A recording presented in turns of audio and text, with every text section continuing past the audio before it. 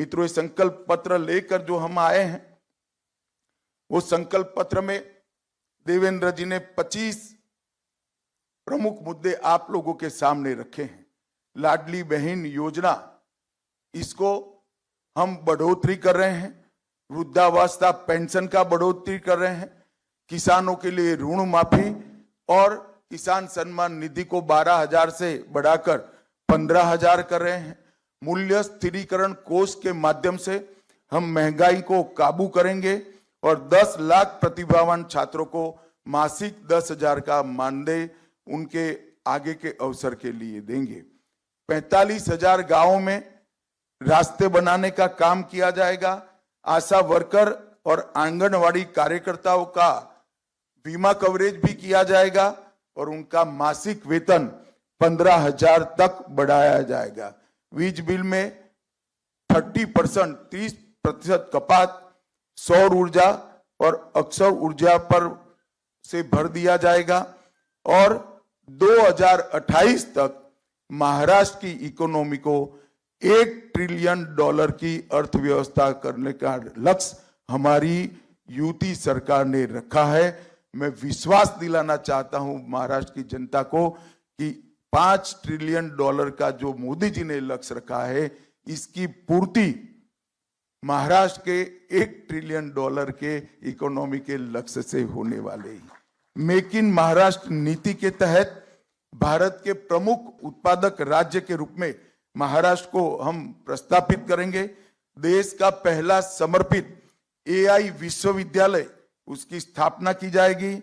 नागपुर, पुणे, संभाजीनगर, अहिल्यानगर, नासिक को आधुनिक एरोनॉटिकल और स्पेस उत्पादन के केंद्र बनाए जाएंगे और किसानों की आय बढ़ाने के लिए ढेर सारे उपाय भी हम लेकर आए हैं, जिसमें उर्वरकों पर SGST में से छूट और जो SGST है वो सब्सिडी के रूप में वापस दिया जाएगा।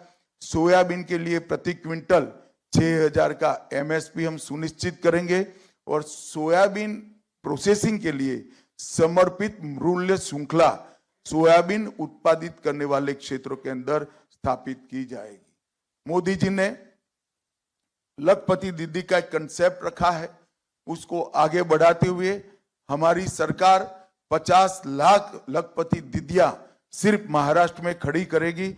इसके लिए 500 स्वयं सहायता समूहों को और कई औद्योगिक क्लस्टर का निर्माण किया जाएगा और इसके लिए 1,000 करोड़ का रिवॉल्विंग फंड दिया जाएगा। अक्षय अन्न योजना के तहत प्रतिमाह मुफ्त राशन में चावल, ज्वार, मूंगफली, तेल, नमक, हल्दी, सरसों, जीरा और मसाले, इस सबको समाहित किया जाएगा और कौशल जनगणना का देश में सबसे पहला प्रयोग हम महाराष्ट्र में करेंगे। स्किल की जनगणना कर जिस युवाओं के अंदर स्किल है, टैलेंट है, उनको उचित जगह पे उनको प्लेसमेंट कराने के लिए एक नई मशीनरी हम खड़े करेंगे। छत्रपति शिवाजी महाराज आकांक्षा केंद्र, जिससे 10 लाख नए उद्यमियों का निर्माण होगा।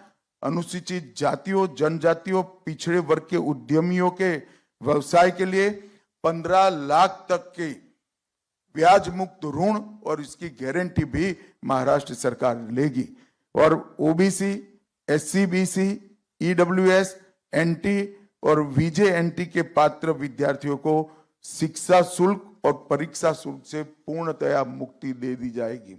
महाराष्ट्र में कई प्राचीन और ऐतिहासिक किले हैं जो राज्य के गौरव के प्रतीक है, एक महान संघर्ष के प्रतीक है और एक किला विकास प्राधिकरण बनाकर हम इसके संरक्षण और संवर्धन की भी नीति लेकर आएंगे और वरिष्ठ नागरिकों के लिए प्राथमिकता नीति अपनाई जाएगी, जिसमें आधार सक्षम सेवा वितरण को लागू किया जाएगा।